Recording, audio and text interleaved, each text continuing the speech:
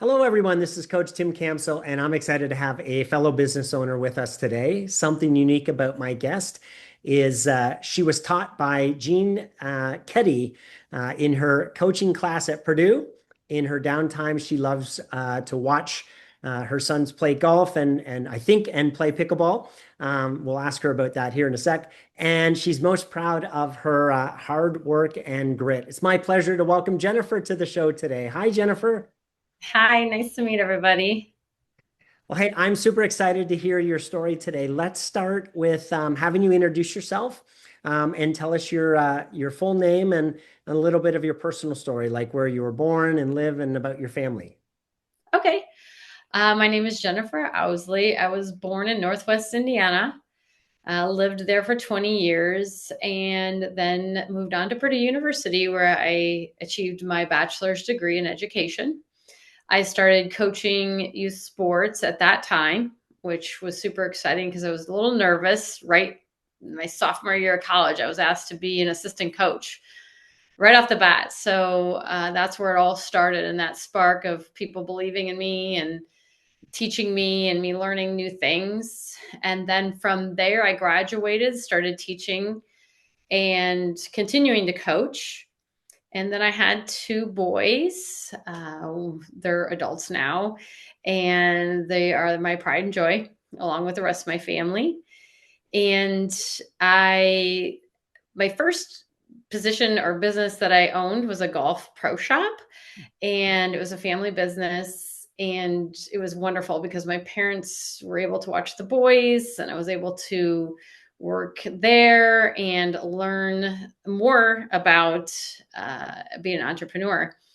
At that point, purchased into an amusement park, and that's where I started my concession career, which ended up being a total of 15 years of experience of that, all different types of outlets, and continued to watch my boys grow. I coached them in almost everything that they played growing up, including varsity tennis. And then they became to be D1 golfers, and I'm still watching them today. So that's what I was talking about with the golf. I'm still blessed to be able to watch them at this point in my life. And then 3 years ago, I decided to purchase a small resort just to expand my portfolio and learn more about hospitality. And it went hand in hand with the amusement park because it was within walking distance of the park. So that's where I am currently. Wonderful. And so, how does pickleball fit in? Was that a thing that you enjoy doing, or is that a watching them play, or a little bit of both? It's me. So it's funny because it's just huge right now. But I was teaching it when I was a PE teacher over 12 years ago. I taught pickleball, and everybody thought I was crazy. And with the wooden paddles, and I would teach the kids. Ended up getting free paddles through Amazon just because it was so new, enough for all my classes. And then I taught a small community at the community park, and it really didn't still catch on. But then lately, since I kind of hung up my tennis racket due to some kind of injuries, I picked up pickleball, and I now play every day. So it's me that enjoys the competition. I love competing, and I just keep working at it, and I'll play with anybody that any level. But I really enjoy playing. Fantastic. So, Jennifer, is there a funny story that your family likes to tell about you that you'd be willing to share with us today? Well, I think one of the funniest things, and I can kind of go back on them now, is I have an older brother that's a pharmacist, and I taught sports. And sometimes it's a cliche that sports aren't as important as pharmaceutical. So he went to Butler University, I went to Purdue. And one time over dinner, my mom was like, "Well, he is the polished one." So ever since then, it's the family joke, because since then I've spoke at the state house for the senator to expand uh, the youth working hours, and got that passed. And every time I do something like that, I send that along to the whole family and kind of remind them who's the polished one now. That's So awesome. that's my family story. That's funny. So, Jennifer, at what point in time did you have the confidence that you could run your own business?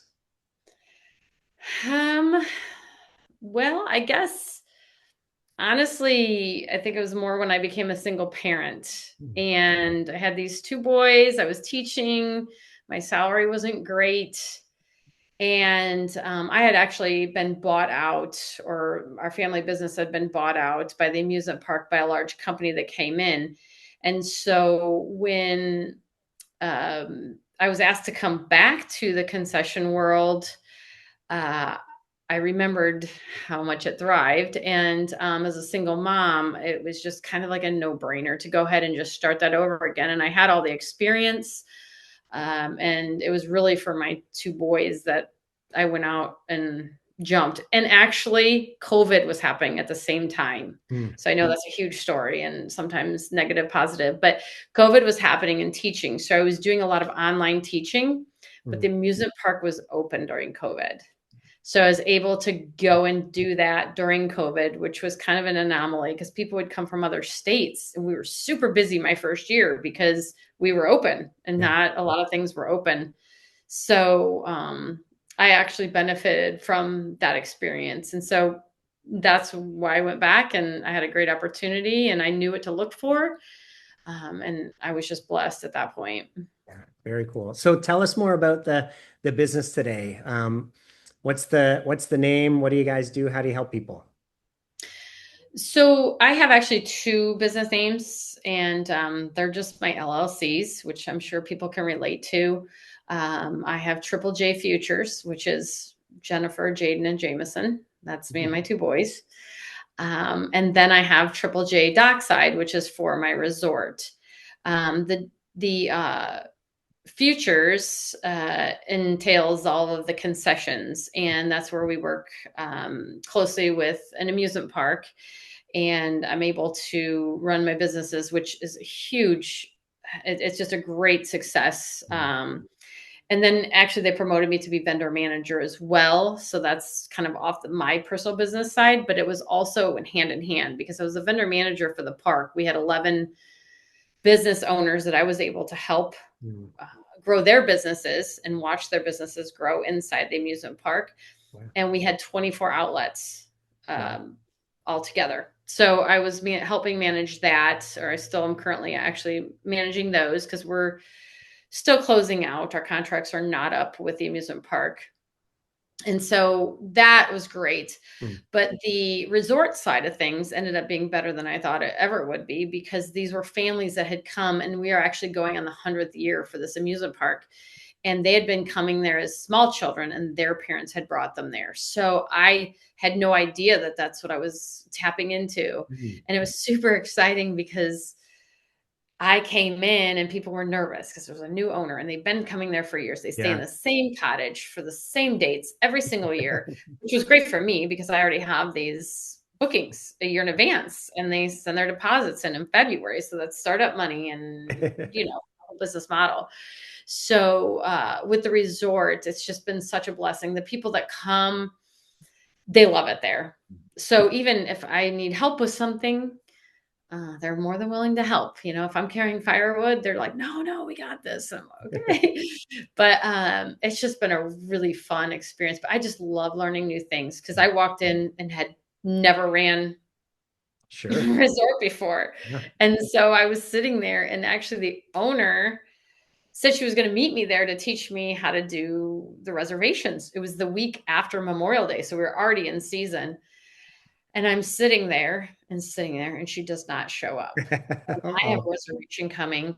My insurance lady comes, and one of my favorite stories, because in your small community, a lot of people know you. And she's standing there, and I said, I don't know what I'm going to do if she doesn't come in here. And she says, "You're Jennifer Ousley. You'll be fine." And at that point, I was like, wow, I actually not only, feel what I feel inside, but the people around me can see that. Yeah. And that was kind of an aha moment for me too. That is cool. Very, very cool. So, Jennifer, we know that successful businesses can get stuck at various stages of their growth. So, tell us about one of your biggest challenges and how you worked through it. Okay. So I think with the concession business and the resort business, it's unfortunate sometimes that there's some things that are beyond your control. So like the weather, Mm, or if people don't come on a regular basis or visit the park, or there's certain things that come up.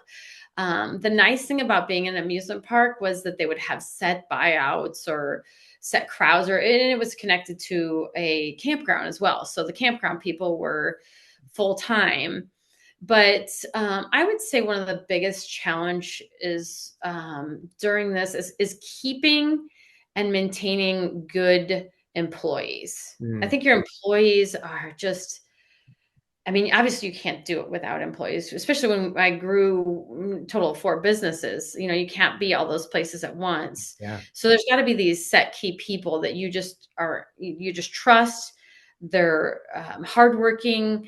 I have a few people that are literally, I always call them their little mini me's, because I don't know if they've been with me long enough, and they see how hard I work and my grit, because I work right beside them sometimes, or need to, or have to. But you have those set employees that can really carry the weight if you're not on property. right. So I think that is keeping those and finding those Mm, true and trustworthy employees is one of the biggest challenges I think I've had. yeah. And so how did you sort through that? How did you go about finding the key people and being able to retain them?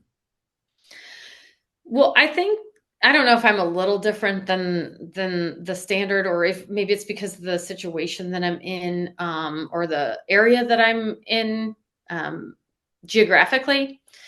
But for me, I am big on word of mouth. To Mm, just throw out, I'm not personally on Facebook, but I might have my mom put something on there where she knows somebody, or I've actually coached for so long and have young boys that a lot of these the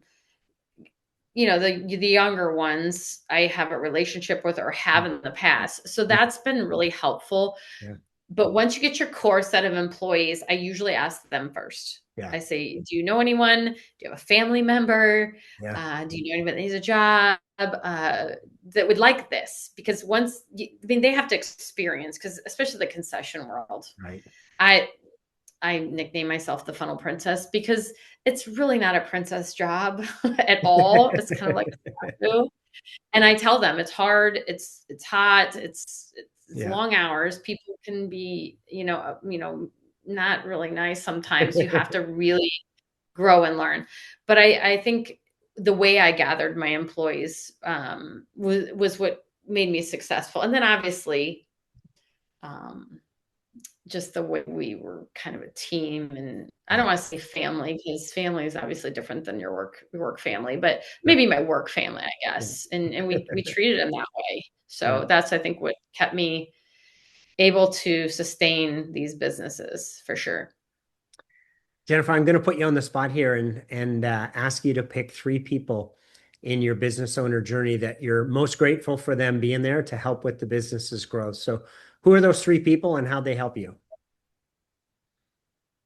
Are you talking about like lifetime mentors or at work, Either way. or both? Yeah, it could be either.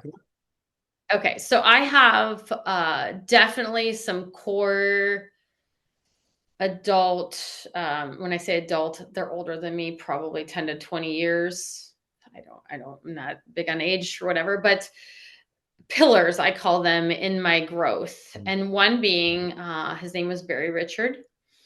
He actually, when I was on the board of directors at the Boys and Girls Club in Lafayette, he applied to become the executive director there.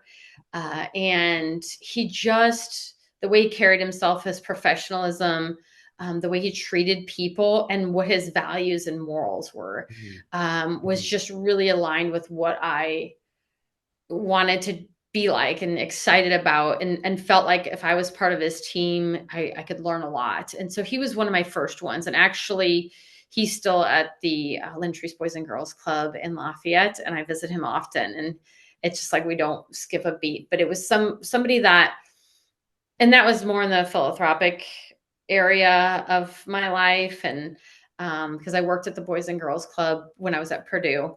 And then I actually founded a Boys and Girls Club in Monticello, where I live now. So, which was one of my greatest life goals that I fulfilled. My next one was Dave Jordan. He was he is, well, he actually owned a large business in Monticello, where I moved to. And that's where he was actually one of my main donors to start my Boys and Girls Club. And that was my original founders. When I started the Boys and Girls Club, I needed $80,000 in 6 months and just asked random people. So he was one of them, and he believed in me. And he just is a pillar of that community as well. And then I think another one, and these are, like I said, I can go to work ones, but another one was our athletic director that I coached under. And then he also coached my boys in their high school career. Again, Kent Adams, he just held himself at the highest, most professionalism.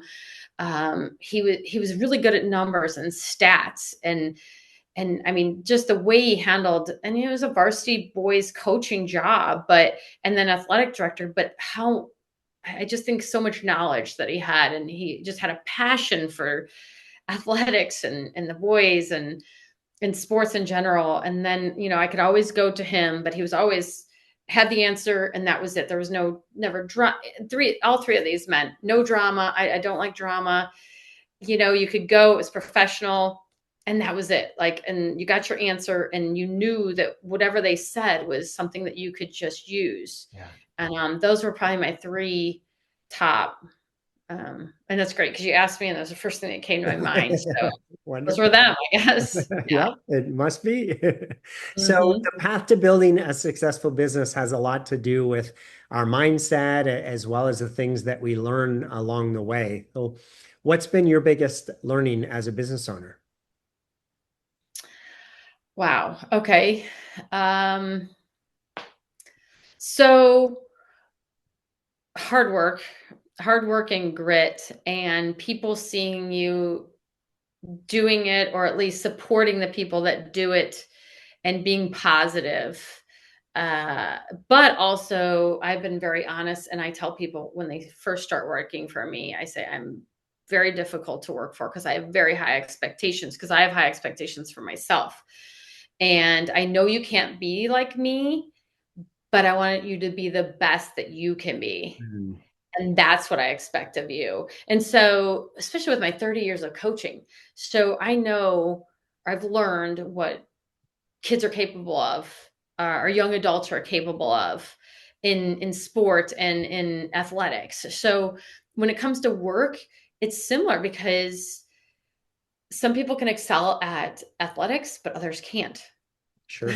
Some people excel at music, and others can't. But then there's people that can excel in work. And I think that's important for them to acknowledge and understand that it's just as important as all these other things that may be spectacles or on stage, because you're really on stage when working. I mean, people observe my employees all the time, and they're just like, I love coming into your place. I mean, it doesn't matter what it is, but as soon as you walk in, it's welcome in, welcome in. What can we help you with? And they're eager to help the customer. And that is exactly a skill that some people don't have. Yeah. But others, and so it's pointing that out, that that's just as important as any other skill that you might have in life. Plus, you're getting paid to do it. As opposed to Right. high school sports. So it really goes hand in hand. I did have an employee this year that I just because you have those, not say aha moments, but those kind of pat yourself on the back moments that you're able to facilitate. I didn't do it for them, but you were able to facilitate it for them. But I had a girl, 15 years old, and she came to her interview all dressed up. She was ready to go. So I knew she was pretty mature and had great home life and support. It was early. So I put her in a pretty major role in my coffee shop bakery, but for a 15-year-old, that's a lot. And she came to me 6 weeks into the position and said, I'm off my anxiety medicine because of Oh, this wow. job. And I mean, anxiety is huge right now. Yeah. I mean, everybody, everyone you talk to, it gets anxious or nervous about things. And she said, I said, I want you to identify what those things are Mm. that allowed you to get to this point. And Yeah. it's confidence, it's knowing what to do, it's knowing your job and having experience in it. And then having also someone behind you like me that if something crumbles, I'm going to be there for you. Mhm. You Yeah. just call me. So it's just been really rewarding. But back to where we started, that's kind of in a nutshell, I guess. So, Yeah. What a great feeling to know that you had a part of that. mhm. So, what advice would you have or guidance for a business owner who's feeling stuck or discouraged in their business? Oh, that already owns a Yeah. business. Yeah, I think stagnant can happen. I think that happens a lot. I was fortunate enough to have seasonal businesses. I was also a teacher, which was seasonal. So then you get a whole brand new deal at the end. You know what I'm saying? Like each year was a kind of a new thing and new people. So I was kind of blessed in that area.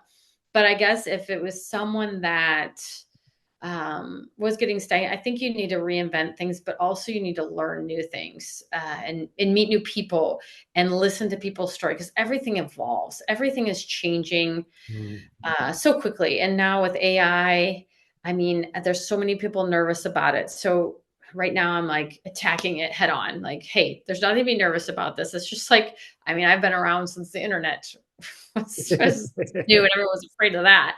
So, you really have to hit things head on and just get excited about it. If you're not excited anymore, maybe it's time for a change. I mean, Mm. honestly, or just change things up or invest in something new or bring somebody else on that can teach you something new. Yeah. I like that in terms of you got to keep finding your passion and figure out where your energy's coming from and there's going to be ups and downs in the business and there's going to be times where things are really seem to be coming together perfectly and there's going to be times where it's not and so being able to find that passion and that energy and work through the difficult and challenging times is super important. Yeah. Yeah, and I think realizing or identifying who you can lean on because sometimes we want to lean on our employees Mm. because Yeah. I'm sure, yeah. So sometimes you want to lean on your employees because you think, oh, you're going through the same thing I am, so you're going to feel the same way. They don't. Yeah. They don't. They go and they have different lives and they Yes. do fun things outside of work. What you need to do is identify those people that are adults or like similar in the same situation, like-minded people. Maybe, I'm in the food service. So that's the nice thing. I had 10 other vendors that I could Mhm. go and say, hey, like I just can't get my employees to show up all the time on time. Like, what do you do? Yeah. And so, they gave me the strategies. And then it turns out that maybe they know each other and they're siblings or something. Well, maybe it's a ride situation, Right. and we Right. can Yeah. schedule them together. And so they get there in time because they're getting the same ride share. And so it's always important to find those people that you can lean on. Now, I do have my parents that my dad worked for me or works for me still. And he is just I couldn't do it without him, honestly, because you can trust him. He's there on time. Yeah. He did my heavy duty work. So and I know this sounds well, I don't even care because that's my dad. Sometimes I just need a hug. Yeah. I mean, honestly, like, Yeah. Dad, and Absolutely. he'll look at me, he goes, "We've come this far. We're still, we're fine. Let's go. Come Yeah. on." And then we just pick up. You're like, "You're right," or it would just have like a quick weak moment, and we remind each other where we started and how far we've come, and then we pick up and hop back in. Well, So, the reality is it can be lonely at the top, right? To your point, right? There's some things that business owners go through that you can't tell your employees, like, hey, I'm worried about whether I'm going to make payroll this week, right? That's certainly not something that we want to No, tell our employees, that's the right? last thing. Yeah. Right, Yeah. right. But, my dad or a fellow employee, or, another vendor Yeah. or business owner, absolutely. They've been there before. Yes, They've exactly. been there before. Yep. They've done and been through all those other things. And so sometimes it's okay to be vulnerable, Yeah. because you can learn a lot from other Oh, people. and And if we keep it all inside, then it just bottles up. So having, right, like being able to share with your dad and him give you a hug and tell you that everything's going to be fine, like that, as business owners, we need that support, right? We have to oh, have for sure, that, for because sure. it's not always a rosy, and things don't always work the way that we wanted them to or planned them for. So yes, having that emotional support is super important. So. For sure. Jennifer, as you think about the next year, what's your biggest priority that you still need to sort out? So my next year, um, one of my goals is actually it's one of my main goals is to, and I think this is kind of goes along with what you do, is to be more hands off, Hmm, but not lose the closeness and the quality that I provide. sure. So um, it's interesting because you look if you look at my resort Facebook, I have someone that does it for me. I don't even look at comments or anything. But 2 weeks ago, I had someone show up and they asked me. They said, um, uh, I don't know how long you've been doing this, and I said, well, this is my third season. She goes, well, because we're here because of you, and I'm like, wait, because I'm online, I guess. I mean, the person that does my Facebook, they want to still have that Hmm, one-on-one yeah, person. So if I'm not going to be around as much, I still have to make sure that they have that yeah, personal touch, or that, right. what is it that they like or feel, or am I going to put somebody else in that position Yeah, that can be me, which obviously no one can be me, but care enough about that business. So maybe it's my son, maybe it's my dad, he does, or my mom or something like that, or someone that's worked for me for years that I know I can trust, that's going to have, the best interests of my guests yeah, in mind. So yeah. So and live on my legacy. yeah. So having that business be able to run more without you, why is that important? Well, I would like to maybe possibly add another business, maybe. Yeah, yeah, So have more time for something else, maybe. How about sure. that? Yeah. Yeah, makes a I lot mean, of sense. I made more time this year for pickleball. I made that a priority. It cost Hmm. me a lot of money to go play pickleball, but I tell people I'm not sitting out of games because I got payroll going here, you know. But I did make it a effort. I made an effort into making sure that happened this year, but just being able to make sure I do that, and then I do travel to watch my son play Hmm. college golf. Yeah. So I did miss actually the last couple weekends at the amusement park. And it's easier at the end because I know who I can trust and they Yeah. know what my Sure. expectations are. Yeah. Of course, they don't always get to that level, but at least it's enough to make sure that everything's going smoothly. Yeah. So I can do those things that I don't want to miss out on. Yeah. I love that because being a business owner really should be about, giving us more freedom and flexibility to enjoy life, because it's so much more responsibility and stress and pressure being a business owner versus an employee. So if we're going to do it, then we it's higher risk. It should be a higher reward, and we should be working towards having a business that can run without us and allow us to focus on other things that are important and starting other businesses, like you said. So super excited for your adventure over the next year. Last question here, Jennifer. Jim Rohn, one of his quotes was, "We become the average of the five people that we spend the most time with." So as you think about that, what advice would you have for business owners who are maybe feeling overwhelmed but trying to figure it all out on their own? Well, I think with that statement, I think it's definitely important who you do surround yourself with, but also who you are. Mm, Because if you're always being negative, then that's portrayed on everyone around you. yeah. So I think you're a reflection of who you do hang around with or do work with. So for me, my family is my core. Mm. They're always going to have my best interest in mind. They're go-getters. My son came to me not too long ago and he said, Mom, he goes, I'm just ready to get that next thing. He goes, because I know that next thing is going to be it. Mm. I said, son, it's not it because you are my son. So as soon as you reach that, there's going to be something else. So you just have to adapt to that and realize that you're in I don't know what it is that we have in us, but we're always striving to be better, striving to learn more or to win, I guess, what we would call win, but then also what's next Mm. so we can win again. We're Yeah, always chasing that sure. that the victory or whichever it is. So those are the type of people I do like to be around. And then, we're starting up him and I are starting up a small business together.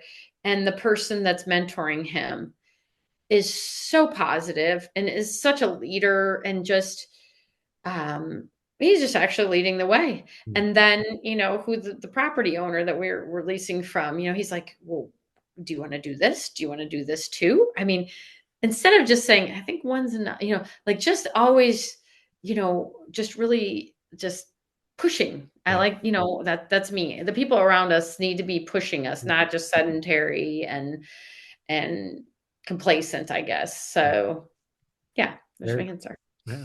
So, Jennifer, it sounds like you've been blessed with some, pretty incredible people throughout your journey. If they were all here on the show with us today, what would you want to say to them? Oh man. I literally couldn't do it without them. From emotionally, physically, everything. I wouldn't want to do it without them. Let's just put it that way. Like they just are my everything, and they know who they are, and I, I I just couldn't do without, and I love them dearly, and I would do anything for them, and I enjoy watching them grow just as much as I love growing myself. So anything that I could do for them, absolutely I would. So I mean, they're my everything for sure. I love it. Well, Jennifer, it's been a pleasure speaking with you today. Thanks so much for sharing your story. Well, thanks for inviting me. I really enjoyed it. And if anybody has any questions or you have questions, feel free to reach out anytime. Thanks for listening to the Self-Made is a Myth show. Please help spread this movement by liking and subscribing to our show and following us on Facebook and LinkedIn. To join our movement, go to bemadtogether.com. Okay, folks, that's a wrap.